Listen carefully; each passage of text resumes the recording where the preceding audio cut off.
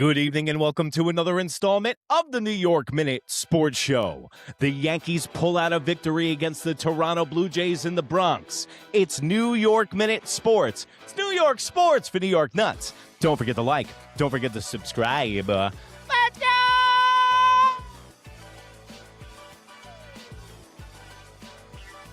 He really seems to care about what I have no idea.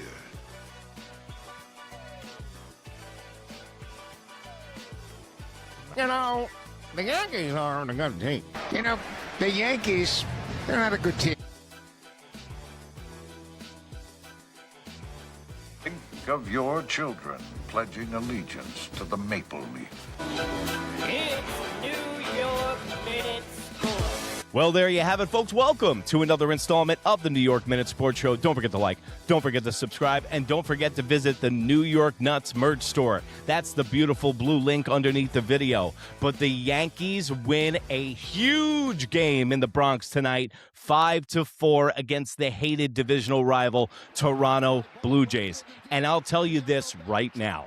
The 2025 Yankees lose this game and last night's game 10 out of 10 times last year.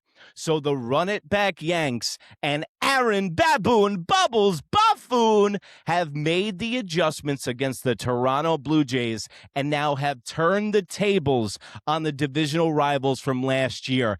And revenge is in the air, guys. The Yankees, you know what? They might not be playing their best baseball. They might be injured, but they're showing resilience. They're showing spine and they're showing grit right now, guys. The Toronto Blue Jays, don't let their wins-loss fool you. These guys are a good baseball team, and whenever they play the Yankees, it's always a good game. And I don't know if you saw it tonight, but Aaron Baboon Bubbles Buffoon, wow, got kicked out of the game. That's his 48th ejection as a manager. He ties Billy Martin and Tommy Lasorda for ejections out of a ball game. It feels like I'm on Ludes. I'm having acid flashbacks because I am going to praise Aaron Boone, Anthony Volpe, and Brian Cashman in one episode. Who is this? Who am I? But it shows that Aaron cares. He really seems to care about what I have no idea. You know what? He might not get on the players enough. There might not be enough ramifications. There might not be enough bananas at the pantry for Aaron Baboon. But the one thing you can take home is that he gets kicked out because he's a baseball maniac and savages in the box. By the way, it was the same umpire that ejected him for the savages in the box. So you know that ump wanted to get back at Bubbles tonight, but I thought I'd bring that up because Billy Martin and Tommy Lasorda were two no-nonsense, old-school Italian guys who would tell you to go shit in your hat and put it on at the same time. So I wanted to give props to Aaron Baboon Bubbles Buffoon. Wow! Aaron Baboon and Aaron Judge starring Zuzan first. Who had to wear the cape tonight and be Superman? None other than our boy, Duval.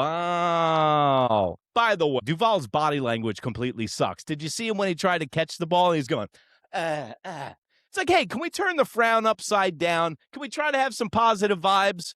But he made it interesting, but he comes in and he closes the game out.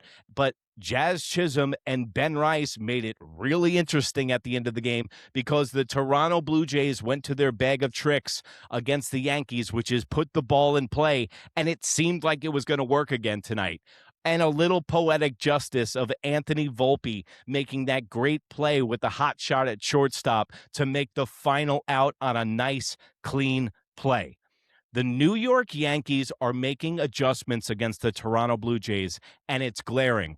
The number one thing that I see stands out the most is stolen bases against the Toronto Blue Jays. The Yankees have 7 stolen bases against them in 2 games. The Yankees didn't have that weapon in their toolbox last year. When they faced them in the playoffs, the Yankees were 25th in stolen bases. Now, the new-look Yankees, even though they're the run-it-back Yanks, are second in stolen bases in all of Major League Baseball. Not to mention, when there's blood in the water, you got to strike. Alejandro Kirk, their catcher, and their pesky batter in their lineup is out with an injury because they're decimated, and now the Yankees can take advantage of that. Also, they're working at bats more. They're getting more pitches, and they're seeing more pitches. Anthony Volpe has been a champion of this since he's come back. He has seen the most pitches out of any Yankees batter on the Yankees in the Mets series and now in the first 2 games of the Toronto Blue Jays series. Not to mention his 6 walks, his 2 hits, his 4 RBIs, and now it seems like it's starting to click for him. But the Yankees are making adjustments, and they would have lost this game, and now you can take solace in this. The Yankees aren't playing their best baseball, and they're still pulling out wins and finding ways to win the game. The Yankees are also walking a lot. They did not have that in their arsenal last year, and now the Yankees are drawing more walks. Another statement from the New York Yankees is the way they performed against Dylan Cease tonight. Dylan Cease historically has owned the New York Yankees, and you got to think that was in the front of the Toronto Blue Jays front office mind in the offseason for another weapon to use against the Yankees. And you know what? They did the old 1990s small ball New York Yankees formula. Get the ace pitcher out of this game, and let's get into their bullpen, and let's get into the search for who doesn't have it tonight. And it seemed like the shoe was on the other foot for once tonight against the Blue Jays as far as the bullpen, because Dylan Cease got out of this game quick. Enough cannot be said for Ben Rice. He hits his 16th home run of the season tonight and flashes the leather at first base, and this got me thinking. You cannot move Ben Rice to catcher. Don't even think about it. I see you over there. Put it down. He's not going to catcher. I don't care how bad Austin Wells or Escara do on this team. Ben Rice cannot be moved to catcher, and I'll tell you why. He's going to get banged up.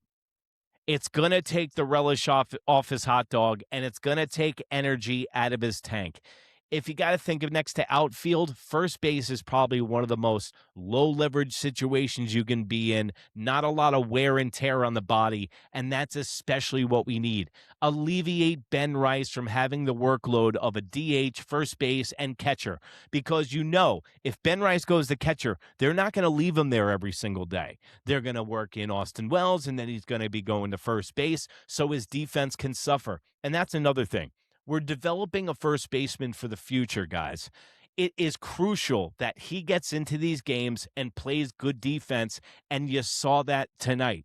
Not only is Ben Rice maturing as a hitter and becoming one of the best left-handed hitters in all of baseball, you can see him maturing with the leather at first base, and he needs to stay there, period, stop. The Yankees are going to have to figure out their catching woes in the trade deadline. They're going to have to make a move for a right-handed catcher, and they're going to have to do it sooner than later because Austin Wells and Escara are not getting it done, and they're way too left-handed at the catcher position.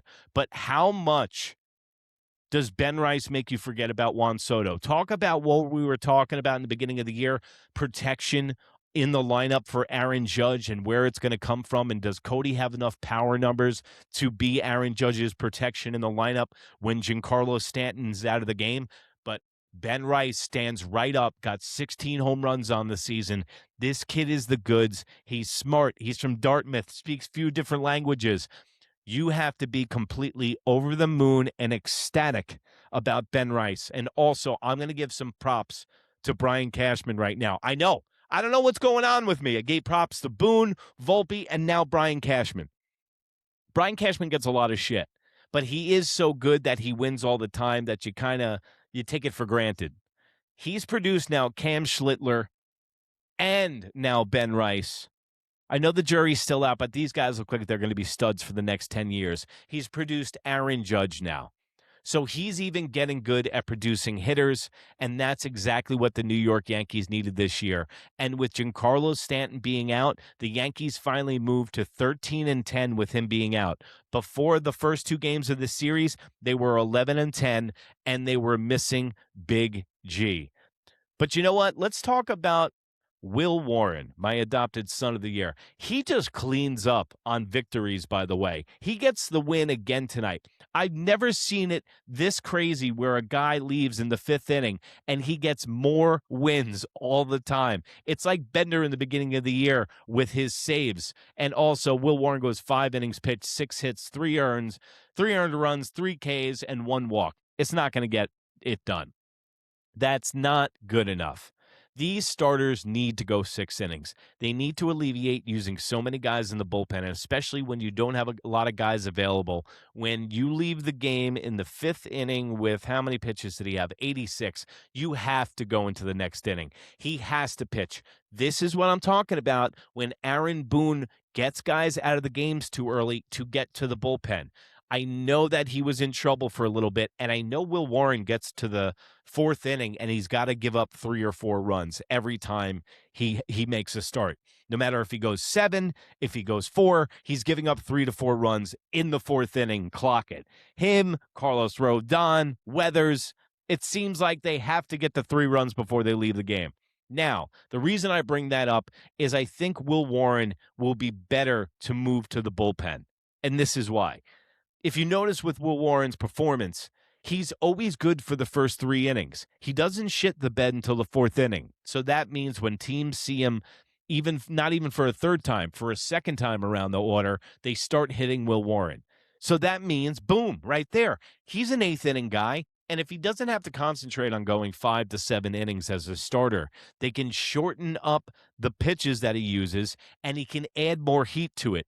Remember in 2009, Phil Hughes, he was a starter and quasi-middle reliever. He literally bailed out the Yankees bullpen in the 2009 World Series and was an integral part into them winning a ring. I could see Will Warren doing that because you know what? After seeing Weathers' last performance, he's more of a starting pitcher, and I don't want to mess with a good thing. Will Warren has been icing on the cake. You know how they keep saying that he's the best-kept secret in baseball? It's because no one's really buying into him. I'm really not buying into him either. He got the win tonight. It was decent. He's 6-1. But do you think Will Warren is as good a pitcher as his win-loss indicates? Because I really don't think so. But if you were to put him in the bullpen, I really think he could do some van damage for this team and stretch out this bullpen, because until the trade deadline and until David Bednar comes around, the New York Yankees are going to have to do something about closing out games, because I'm going to have a heart attack if all these games keep getting this close. So the Yankees take care of business, especially them reeling. They moved to 30-19 now. All is good in the world. They're 16-6 at home, and they just beat the Toronto Blue Jays 2 games in a row, and they are making them plummet below 500. The Toronto Blue Jays moved to 21-27 now on the season, and tomorrow the New York Yankees and the Toronto Blue Jays will be back in the Bronx, baby, and I can't wait. And also, don't forget, New York Minute Sports with a Yankees postgame show every single night. And don't forget to visit the New York Nuts merch store. All the t-shirts you see during the video are made in the USA, just like yours truly. And go over to Instagram, NEWYRKMIN. Put in New York Minute Sports anywhere in that smoke wagon they call the information superhighway, and you can see this face. Lucky you. And remember, if you can't be good, be bad, baby. Good night, Canada. That's 2 in a row, baby. Bye. Yeah. That's your boy. So He have the said word he was. Goodbye. That's my bull.